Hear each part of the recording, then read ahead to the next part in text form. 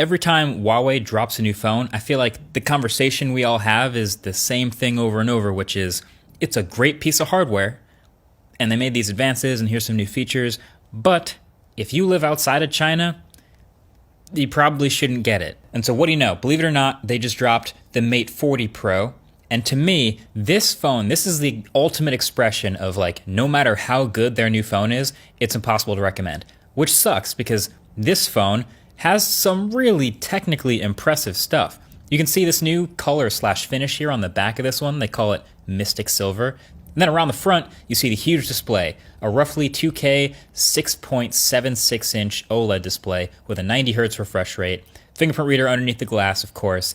And then they're doing what they did last year with the Mate series, which is curving that display right over the edges till it like melts into the side of the phone. Then around the back, there's even more. You can see the camera bump. They're calling this a space ring design inspired by the first photo of a black hole, which might be a bit of a stretch, but it's definitely a unique design for the 4 cameras that they've put up in this phone.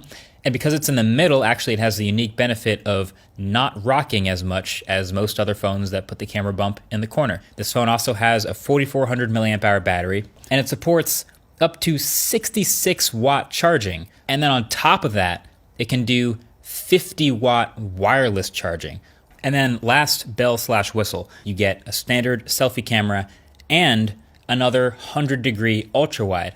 I haven't seen that since the Pixel 3 XL, but I thought it was great back then, and I still think it's great now. So Huawei's Mate series each year feels like it's consistently built to just show off the best that they can technically achieve. And they have the P series at the beginning of the year, which is typically more photography focused.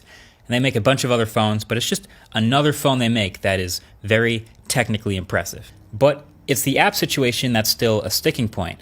Huawei's app gallery continues to grow, which is great, but it's still missing some pretty fundamental pieces that I would say most people would find needed daily on their phone. Instagram, YouTube, some of my favorite productivity apps aren't here, all of the Google apps, of course, and sometimes I'll actually just list them in the app gallery, but as literally web apps. So with a link you can see for good measure. It's just launching it in the browser. I wish I could recommend it. Like, imagine, take the logo off of this phone, take the Huawei out of this phone, and imagine this phone from someone else, the Samsungs, the Apples of the world. This would be right up against the bleeding edge of the stuff that they make. 5nm chip, super crazy wireless and wired charging tech, all this camera tech in here. It's really good, but I'm not recommending it. But all that being said, I'm still happy to see the effort, because don't think the other companies aren't noticing this stuff. Either way, that's been it. Thanks for watching. A lot more coming soon. Catch you guys later.